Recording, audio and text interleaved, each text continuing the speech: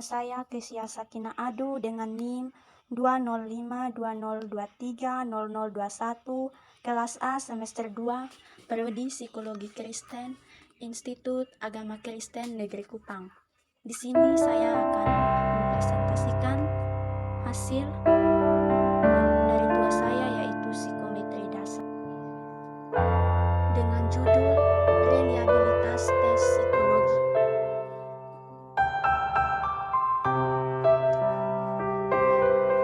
Yang pertama, latar belakang pengertian reliabilitas.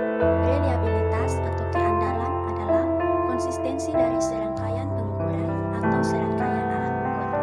Hal tersebut bisa berupa pengukuran dari alat ukur yang sama akan memberikan hasil yang sama, atau untuk pengukuran yang lebih subjektif, apakah dua orang penilai memberikan skor yang mirip. Menurut Ghazali pada tahun 2018, reliabilitas sebenarnya adalah alat untuk mengukur suatu kuesioner yang merupakan indikator dari variabel atau handal jika jawaban seseorang terhadap pernyataan adalah konsistensi atau stabil dari waktu ke waktu. Yang berikut tujuan. Tujuan utama reliabilitas adalah untuk menentukan seberapa besar variabel yang terjadi akibat adanya kesalahan pengukuran dan seberapa besar variabilitas skor tes sebenarnya. Artinya, suatu kuesioner dikatakan reliabel atau jika jawaban seseorang terhadap pertanyaan adalah konsisten atau stabil dari waktu ke waktu, atau suatu dianggap reliabel jika kita memperoleh hasil yang sama berulang kali.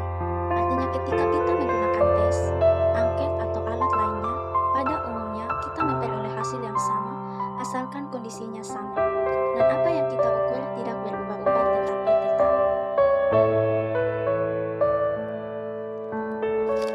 Yang berikut jenis-jenis. Terdapat 3 macam jenis pendekatan reliabilitas, yaitu yang pertama, pendekatan tes ulang.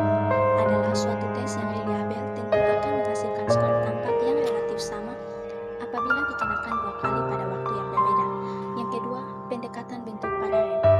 Adalah bentuk paralel tes yang akan diestimasi reliabilitasnya harus ada paralelnya, yaitu tes lain yang sama. Tujuannya adalah ukuran serta isi itemnya baik secara kualitas maupun kuantitasnya. Yang ketiga, pendekatan konsistensi internal. Artinya bertujuan melihat konsistensi antar item atau antar bagian dalam tes itu sendiri. Untuk itu, setelah skor setiap item diperoleh dari sekelompok subjek, tes dibagi menjadi beberapa belahan. Yang berikut langkah-langkah pembuktian. Langkah-langkah pembuktian yang ditempuh pada pembuktian reliabilitas dengan cara yang pertama, menyiapkan 2 instrumen yang paralel. Yang kedua, menentukan subjek untuk menguji cobakan instrumen.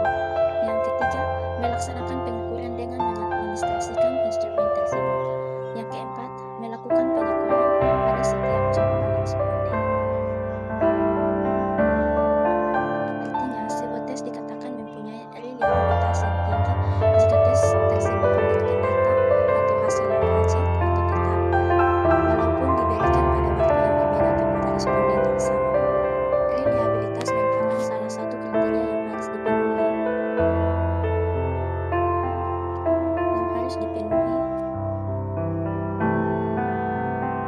oleh instrumen pengukuran sebelum digunakan untuk mengumpulkan data. Yang berikut saya akan memberikan sebuah contoh. Contoh reliabilitas dapat diketahui jika suatu penelitian menunjukkan hasil yang konsisten untuk pengukuran yang sama. Semakin tinggi tingkat reliabilitasnya, maka penelitian tersebut semakin bisa diandalkan. Di sini saya akan memberikan sebuah contoh, yaitu sebuah sampel cairan diukur suhunya beberapa kali dalam kondisi yang sama. Termometer menunjukkan suhu yang sama setiap dilakukan uji. Artinya, hasilnya bisa dibilang reliabel jika termometer menampilkan suhu yang berbeda dengan setiap uji, meskipun kondisi sama. Untuk memastikan suhu sampel tetap sama, termometer tersebut mungkin tidak berfungsi dengan baik. Artinya, pengukuran